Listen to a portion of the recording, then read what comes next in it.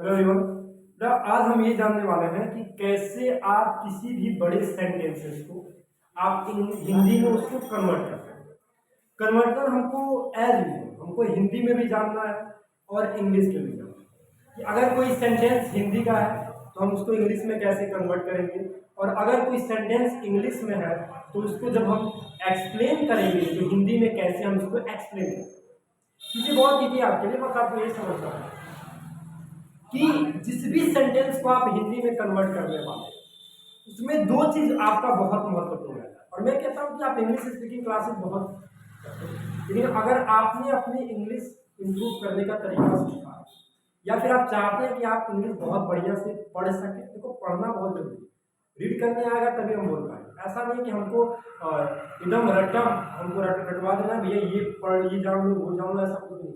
तुमको एक इंग्लिश एक ऐसे तरीके से सीखना है कि सामने वाला मतलब जहां कहीं भी वेर एवर यू गो, जहां कहीं भी तुम जाते हो यू कैन स्पीक फ्लुएंटली। देखो मैं ये भी कहता हूँ कि बहुत ज़्यादा फ्लुएंटली भी हमारे लिए सही नहीं है। बिगिनर है अगर हमको धीरे धीरे चीज़ों को सीखना।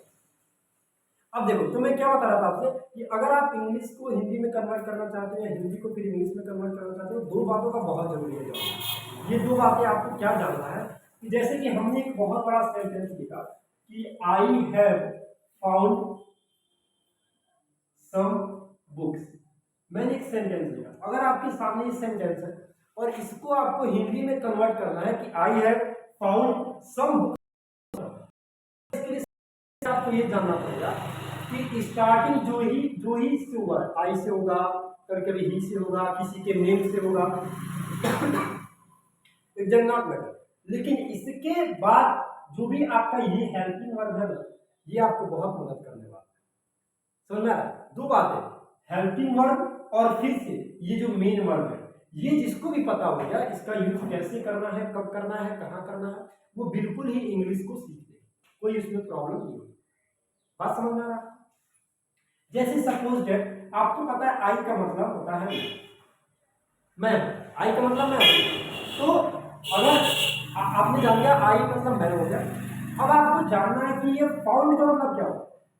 देखो किसी भी बड़े से बड़े सेंटेंस को अगर तुमको हिंदी में कन्वर्ट करना है तो दो बातों का जानकारी बहुत जरूरी है।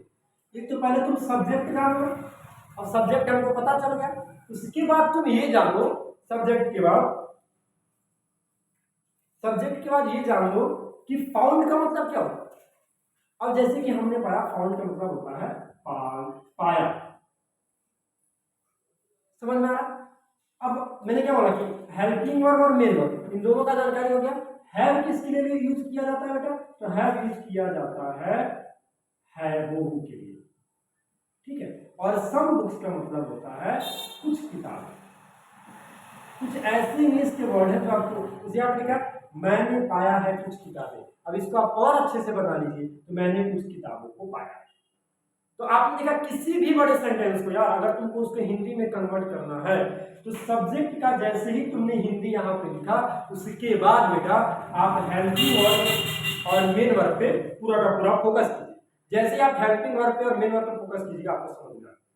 अब उसके लिए आपको क्या करना है, जैसे कुछ आपको याद करना है। जैसे आज मैंने आपको प्रेजेंट टेंस में मैंने आपको बताया कि जैसे आपको मान लो कि मेन वर्ब के साथ यस और यस अगर आपको दिखता है तो आप ता ती ते है के साथ है हो हूं ये हिंदी में कन्वर्ट कीजिए। अगर आपके पास इज एम आर आता है तो आप रहा रही रहे के साथ है हो देखिएगा।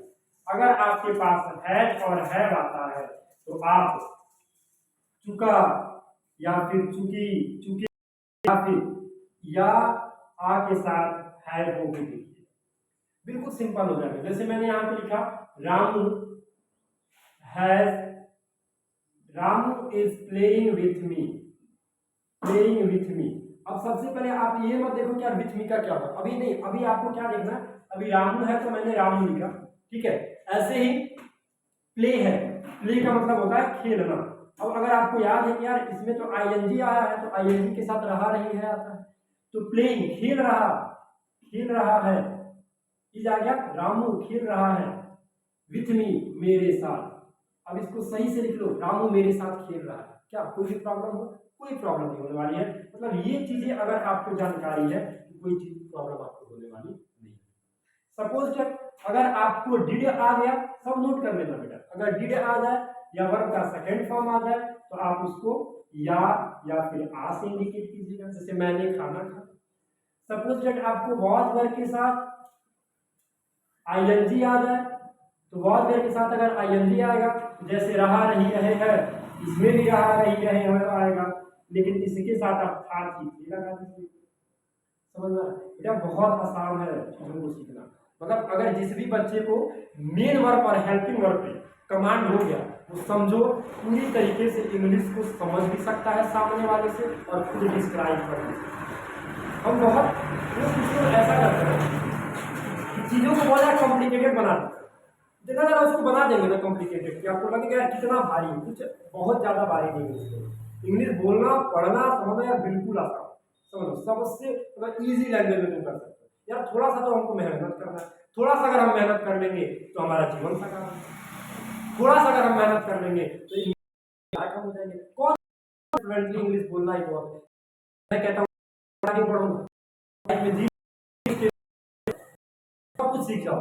आज हमने सीखा, कल हम सीखेंगे, कल आएगा जब हम चीजों को बहुत अच्छे से समझ जाएंगे। समझ में आ रहा था? तो मैं बार बार आपसे कहता हूँ जरूरी नहीं है फ्लुएंटली हमेशा आप इंग्लिश बोलना। फ्लुएंटली हम बोलेंगे, फ्लुएंटली हम इंग्लिश बोलेंगे, लेकिन कब बोलेंगे? अरे यार एक एक स्टेप पहले सीख तो लेने दो, सीख लेने दो। कहीं से अगर तुमको जो रटा है उससे ज्यादा तुम सीख जाओगे, कोई प्रॉब्लम नहीं होने वाला है तुमको। तो आप इतना तैयार कीजिए और एक बार इस पे फोकस करके देखिए बेटा, आपको चीजें, आप इंग्लिश पढ़ोगे भी, इंग्लिश आपको सामने वाले का समझ में भी आएगा और खुद भी बोल सकोगे। ठीक है बेटा, इतना जरूर तैयार आप कीजिए।